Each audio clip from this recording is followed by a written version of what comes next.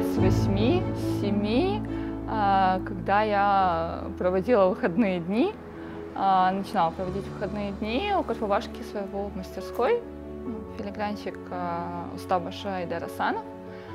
Вот, это начало 2000-х годов, когда он открыл свою мастерскую и начал обучать ребят филиграни.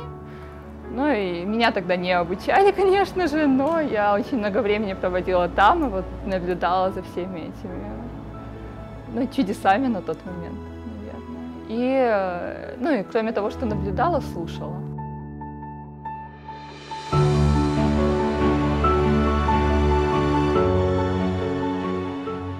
Образование у меня в несколько ступеней. Изначально я собиралась заниматься журналистикой, но в самый последний момент меня абсолютно случайным образом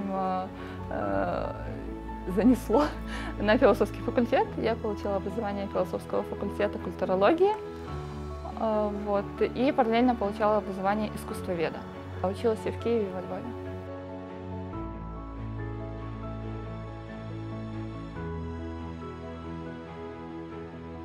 Он очень много рассказывал о культуре того времени, 20-х, 30-х годов.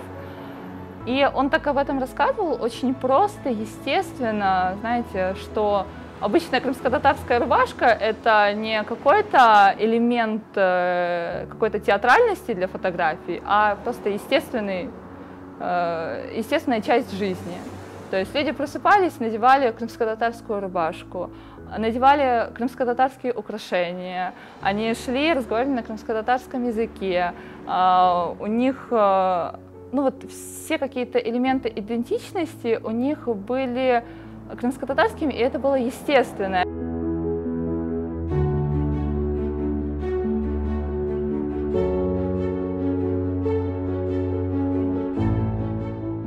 Я всю свою жизнь пишу тексты, и я решила поиграть с такой крымско-татарской культурой, обратиться к всем понятным именам. Первое, по-моему, было, если я не ошибаюсь, про Исмаила Гаспринского. То, что, Исмаил Гаспринский ведь наверняка надел бы футболку с надписью «Крым татары мен ватаным Крым». Наверняка он надел бы ее не только в период, когда он здесь, в Крыму, отстаивал там какие-то идеи крымско-татарского народа, он бы ее, скорее всего, надел еще в юношестве, когда он гулял по Парижу, когда он получал образование.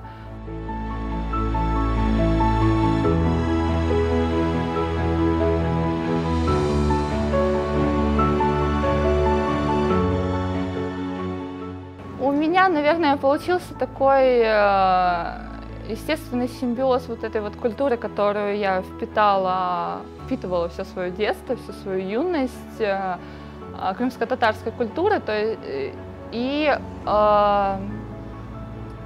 сыграла роль то, что я часть еще мировой современной культуры, то есть я понимаю, что есть традиционная крымско-татарская, но опять-таки, например, нагрудная хасиде филигранная я не смогу надеть поверх футболки.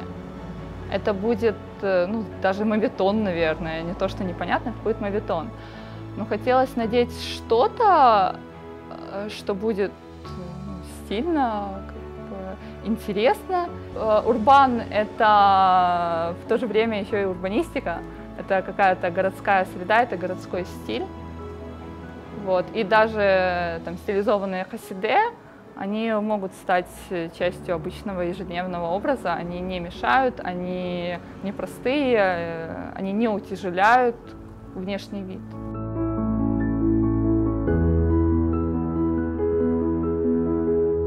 Яйцо из Беташкиной шкатулки, такое неофициальное название этого изделия. Здесь довольно простая идея. В старину, особенно в такие 10-е, 20-е годы прошлого века, все местные модницы носили такие звенящие кольца. Это были звенящие кольца, звенящие браслеты. И, наверное, крымско-татарской девушке нужно было всегда заявить о себе, о том, что она идет по улице. И это было частью такой культуры. И очень хотелось придать им такую новую жизнь.